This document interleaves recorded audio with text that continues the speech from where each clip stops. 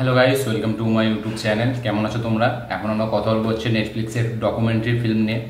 আপনারা হয়তো এই ফিল্মটা সকলে অবশ্যই দেখে নিয়েছেন অনেক আগে। এই ফিল্মটা অস্কারে বেস্ট ডকুমেন্টারি ফিচার ফিল্মের নমিনেশন পেয়ে অ্যাওয়ার্ড পেয়েছিল। তো এই সিনেমাটির নাম হচ্ছে টু কিল এ টাইগার। নেটফ্লিক্সে অ্যাভেলেবেল আছে ডকুমেন্টারি ফিল্ম। এটা কানাডিয়ান ডকুমেন্টারি ফিল্ম। এটাকে ডিরেক্ট করছে নিশা পাহুজা এবং এক্সিকিউটিভ প্রডিউসার হিসেবে এতে আমরা দেব প্যাটেলকে দেখতে পাবো। কারণ দেব প্যাটেল মানে মাঙ্কি ম্যান যে ফিল্মটা করেছিল, তো তিনি এর সাথে এক্সিকিউটিভ প্রডিউসার হিসেবে অ্যাসোসিয়েট আছে। প্রিয়াঙ্কা চোপড়া আছে এতে এক্সিকিউটিভ প্রডিউসার হিসাবে।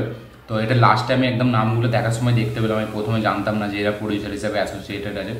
তো এই ফিল্মটা প্রথমে রিলিজ করা হয়েছিল অক্টোবর মাসে 2023-এ। তারপর এটা উইদাউট ডিস্ট্রিবিউটার হিসেবে করে রিলিজ করা হয়েছিল ইউনাইটেড স্টেটে। তারপরে এটাকে অনেক ফিল্ম ফেস্টিভ্যালে দেখানো হয়, টরেন্টো, ঠিক আছে, তারপর আরও অনেক ফিল্ম ফেস্টিভ্যালে দেখানো হয়। ফাইনালি 96 একাডেমি অ্যাওয়ার্ডে অস্কারে এই ফিল্মটা আসার পর তখন এই ফিল্মটা বেশি জনপ্রিয়তা পায় এবং তারপরে আবার নেটফ্লিক্সে রিলিজ করা হয় মার্চ মাসে 8 তারিখ করে, ঠিক আছে। তারপর রমজান মাস চলছিল বলে আমরা এই ফিল্মটা দেখা হয়নি। খুবই এক্সাইটেড ছিলাম ফিল্মটা দেখার জন্য। তারপরে ভুলে গিয়েছিলাম যে টু কিলের ডকুমেন্টারি একটা ফিল্ম আছে। তো এটা হঠাৎ করে চোখে পড়লো, তারপর তুললাম ফিল্মটা, দেখলাম কেমন লাগলো এটা সেটা নিয়ে কথা বলবো। চলো ভিডিওটা শুরু করা যায়। সবথেকে প্রথম এই ফিল্মটা একটা ডকুমেন্টারি ফিল্ম এবং এই ফিল্মের যে স্টোরিটা সেটা দেখাচ্ছে ঝাড়খণ্ডের একটা গ্রামে। একটা 13 বছরের মেয়ে, তাকে রেপ করা হয়েছে, 3 জন মিলে তাকে রেপ করেছে। এবার সে যে গ্রামটায় থাকে, ঠিক আছে, সে যে গ্রামটায় থাকে সেখানে যাচ্ছে এই যে উমেন রাইটস যারা আছে, হিউম্যান রাইটসের মতো যারা একটা অ্যাসোসিয়েশন আছে, ওই কি বলা যায়, ফাউন্ডেশন বলা যায়। তো তারা যাচ্ছে এই কেসটা শোনার পর, যখন তার মেয়েটা যখন তার স্টোরিটা সবাইকে বলছে, তার বাড়ির সকলকে, তখন তারা কেস করছে এবং তার ফলে কেসটা হাইলাইট হচ্ছে এবং এই হিউম্যান রাইটস বা হিউম্যান রাইটস যারা আছে, ঠিক আছে, তাদের কাছে এটা যাচ্ছে এবং তারা এবার সাহায্য করছে এদেরকে, যাতে এই কেসটার যে আসামি যারা তাদেরকে শাস্তি দেওয়া হবে, ঠিক আছে। তাই জন্য তাদেরকে কোর্টে নিয়ে যাওয়া হবে। এবার এই যে হিউম্যান রাইটসের লোকরা, ঠিক আছে, তারা যে এত হেল্প করছে এদের কাছে আসছে, পুরো ঘটনার খবর নিচ্ছে, কি হয়েছিল, মেয়েটার সাথে কথা বলছে, তার ফ্যামিলির সাথে কথা বলছে। সেইখানে ওই যে গ্রামটায় ওরা থাকে, যার সাথে হয়েছে জিনিসটা, ঠিক আছে, ঝাড়খণ্ডের একটা গ্রামে।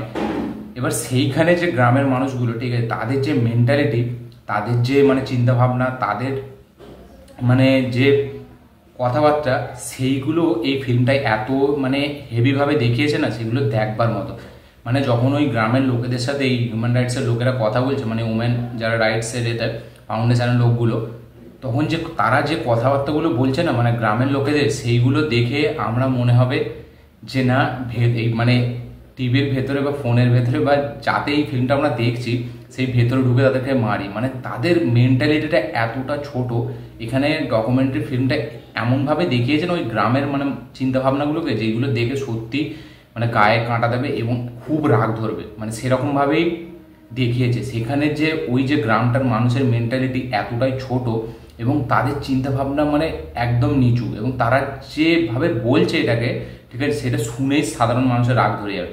তো এই যখন ফাউন্ডেশনের যে এগুলো আছে, মেয়েগুলো আছে, তারা যাচ্ছে তাদের গ্রামের সাথে কথাবার্তা বলতে, যে আপনাদের গ্রামে এরকম একটা হয়েছে, তো আপনাদের কি মতামত, আপনারা কেন এখনো কিছু বলেননি।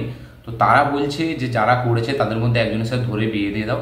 এটাই হচ্ছে মেন হয়ে যাবে, সলভ হয়ে যাবে কেসটা, এবং তার সাথে সাথে গ্রামের নামটাও বজায় থাকবে। এবং যেহেতু এতে গ্রাম পঞ্চায়েতের প্রধানের ছেলে জড়িত আছে, তাই জন্য এইটাকে আর বেশি বাড়িয়ে লাভ নেই এবং এটা ছোট করে দিলে ওদেরও ভালো, যাদের হয়েছে তাদের সাথেও আর কিছু হবে না, তাদের পক্ষেও ভালো। একটা কথার মাধ্যমে একটা থ্রেট দিচ্ছে, অ্যাট দ্য সেম টাইম তারা এই জিনিসটাকে একটা নর্মাল জিনিস হিসাবে নিচ্ছে, তারা এইসব ভাবছেই না। তারা যেইখানে থাকে সেখানের সমাজটা এতটাই কি বলবো, মূর্খের বাস, যে তারা এই জিনিসটাকে একদম সিরিয়াসলি কিছু নিচ্ছেই না। সেইটাকে এমনভাবে দেখেছে ফিল্মটা, সেটা দেখবার মতো। এবং তার সাথে সাথে এখানে যে তার বাবা আছে, ঠিক আছে, তার সাইডটা যেভাবে দেখিয়েছে, সে প্রথম দিকে তার মেয়ের জন্য খুব লড়তে চায়, কিন্তু মাঝখানে একটা পয়েন্টে এসে সে গ্রামের চাপে পড়ে, ঠিক আছে, সে যেন সেই কেসটা লড়তে চায় না এবং সেটাকে জাস্ট ছেলে খেলা একটা ভাবছে সেরকমভাবে। তাই জন্য সে আর কোর্টের হিয়ারিংয়ে যাচ্ছে না, সে মদফদ খেয়ে ঘুরছে, কোনো কিছু করছে না। কিন্তু সেই ফাউন্ডেশনের লোকগুলোই আসছে বারবার যে তোমাদের কেস হয়েছে, আমরা এত করছি, তোমাদের কোনো নেই। তারপরে সেই বাবাটা আবার তার চেতনা জাগছে, আবার সে লড়ছে। তো বাবাটার মানে বাবাটাকে যেভাবে দেখিয়েছে না, তার এটা আপনি ফিল করতে পারবেন যে তার উপর কি প্রেশার আছে তাদের গ্রামের ওপর, ঠিক আছে, একটা ওয়ার্ড মেম্বার আছে, তার যে চিন্তা ভাবনা সেগুলোকে মানে ওভারঅল পুরো ডকুমেন্টারিটাকে এত সুন্দরভাবে দেখিয়েছে। সত্যি বলছি ডকুমেন্টারিটা বাকি সব ডকুমেন্টারির থেকে অনেক আলাদা, মানে দেখার একটা মজাটাই আলাদা। এবং ডকুমেন্টারি একটা হয়ে এত স্ক্রিন প্লে লেভেলে এতটা এঙ্গেজিং, যেটা দেখার মজা আলাদাই লাগে। মানে ওই যে মেয়েটা মানে যার সাথে ওরকম হয়েছে, ঠিক আছে, সে একটা 13 বছরের মেয়ে, সে যেইভাবে দেখছে ঘটনাটাকে, বাকি তাদের গ্রামে যে অত বড় বড় অনেকজন আছে তারা সেইভাবে দেখছেই না ব্যাপারটাকে, শুধু একমাত্র ওই ফাউন্ডেশন মানে এরা দেখছে, যারা ওই মানে হিউম্যান রাইটস এটা চালায়।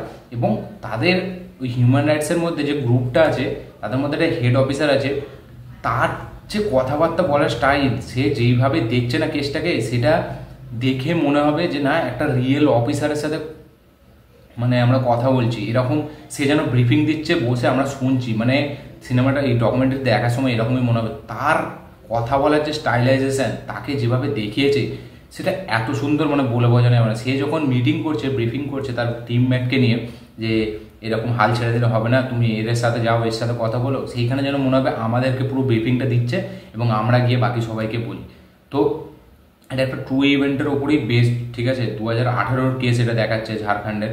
এবং নিশা পাহুজা যে এটাকে ডিরেক্ট করেছে, এবং ক্যামেরার কাজ, ক্যামেরাটা যখন চলছে না সবাই কিন্তু দেখছে যে ক্যামেরা শ্যুট হচ্ছে। মানে ডকুমেন্টারি ফিল্মে আমরা এরকম প্রথম দেখলাম যে ওপেন সব জায়গায় ক্যামেরা চলছে, ভিড় ভাট্টা সব জায়গায়, এবং তার সাথে সাথে সবাই দেখছে যে একটা ভিডিও চলছে। এবং যে অ্যাক্টিং করছে, মানে যে ওইটার মধ্যে আছে, সে কিন্তু ডাইরেক্ট ক্যামেরার দিকে দেখে বলছে, ঠিক আছে, মানে ওইটা আমার হেভি লেগেছে।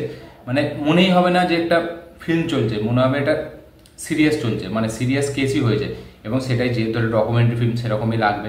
তো ওভারঅল ডকুমেন্টারিটাকে যেভাবে ট্রিট করেছে সেটা সত্যিই বলছি হেভি, একদম শুরু থেকে একদম শেষ পর্যন্ত দারুণ লাগে। এবং কিছু কিছু সিনে পুরো মানে ক্যামেরাটা পুরো মানে হয়ে যায়, অন্ধকার হয়ে যায়, কিচ্ছু শোনা যায় না, মানে কিছু দেখা যায় না, এবং আমাদের মনে হয় যেন আমাদের ফোনের লাইটটা অফ হয়ে গেছে। কিন্তু কিছুক্ষণ পুরো অফ থাকে, তারপরে হঠাৎ করে আবার স্ক্রিনটা খোলে, ওই জায়গাগুলো হেভি লাগে। মানে পুরো শান্ত হয়ে গেল, ঠিক আছে, তারপরে কিছু কথা হলো, আবার আস্তে আস্তে স্ক্রিনটা খুললো। মানে দেখার মজাটাই আলাদা, হেভিভাবে ট্রিট করেছে। এবং 96 বেস্ট ফিচার ডকুমেন্টারি ফিল্মে যে অ্যাওয়ার্ডটা পেয়েছে সেটা কিন্তু এই ডকুমেন্টারি ফিল্মে জাস্টিফাইড, ঠিক আছে। সেটা ব্যাপক একটা ডকুমেন্টারি ফিল্ম, দেখার সময় হেভি মজা লাগবে। এবং লাস্ট পর্যন্ত যে কী হবে সেটা দেখার একটা অন্য লেভেলের এক্সাইটমেন্ট থাকবে, যে আমরা দেখবো লাস্টে কী হবে। এবং লাস্টে যেটা হয় সেটা কেউ এক্সপেক্ট করেনি, এবং সেইটা দেখে মানে ওই যে রাইটস, যে হিউম্যান রাইটসের লোকেরা যারা লড়েছিল, ঠিক আছে, তার বাবা, তার পুরো ফ্যামিলি, তাদের মনে যে খুশি। এবং ওই কেসটা লড়তে লড়তে ওই যে ফাউন্ডেশনটা ছিল, উমেন্স ফাউন্ডেশন বা হিউম্যান রাইটস যারাই ছিল, ওদের মধ্যে একজন আছে, একটা ছেলে আছে, তার চোখে জল চলে আসবে। মানে সে কেসটাকে এতটা নিজের মতো করে দেখবে যে সে লাস্টে যখন জিতে যাবে কেসটা, ঠিক আছে, সে মানে তার চোখে জল চলে আসবে। সেই সিনটা জাস্ট হেভি ইমোশনাল করে দেয়। ব্যাপক একটা ডকুমেন্টারি ফিল্ম দেখার মানে এই যে এক্সাইটমেন্টটা আমার ছিল সেটাকে পুরো ফুলফিল করেছে, একদম ফুল স্যাটিসফাই দেখে, স্টার্টিং টু এন্ড প্রচুর মানে জুড়ে থাকা একটা স্ক্রিন প্লে হেভি। এবং ওই যে মেয়েটা যেটার সাথে ওই ঘটনাটা হয়েছিল, যে মেয়েটার সাথে, সে যে তার যে চিন্তাভাবনা কতটা মানে অন্য লেভেলের ওই গ্রামে থেকেও, সেটাও খুব ভালোভাবে দেখিয়েছে। সে হয়তো পরে পুলিশ অফিসার হতে যায় পড়াশোনা করে, সেটাও দেখলাম লাস্টে লেখা ছিল। ওভারঅল যেভাবে ট্রিট করেছে ডকুমেন্টারিটাকে সেটা দেখবার মতো, স্ক্রিন প্লেটা হেভি চলে। এবং মানে কিছু কিছু শট আছে ক্যামেরার যেগুলো খুব সুন্দর, গ্রামটাকে যেভাবে দেখিয়েছে একদম দারুণ। একটা মাটি কাটার সিন আছে, ওই সিনটা জাস্ট দেখবে মানে হেভি হেভি, এরকম তো আমাদের গ্রামে দেখি, ঠিক আছে, মানে ব্যাপকভাবে শ্যুট করেছে ডকুমেন্টারিটাকে। এবং নিশা পাহুজা যে ডিরেক্টর, সেইটার পরে অনেক নাম তার মানে ছড়িয়েছে, ব্যাপক লেগেছে আমার। আপনারা দেখুন, যদি অলরেডি দেখে নিয়েছেন কমেন্ট করবেন যে আপনাদের কেমন লেগেছে, এবং যারা যারা দেখেননি তারা দেখুন, অবশ্যই কমেন্ট করবে যে আপনাদেরও কেমন লেগেছে। তো আমার এই ভিডিওটি ভালো লেগে থাকলে অবশ্যই লাইক, শেয়ার, কমেন্ট করে দিন। চ্যানেলটিতে নতুন হলে চ্যানেলটিকে সাবস্ক্রাইব করুন, বেল আইকনটি প্রেস করতে ভুলবেন না। দেখা হচ্ছে পরের ভিডিওতে, ততক্ষণের জন্য বাই।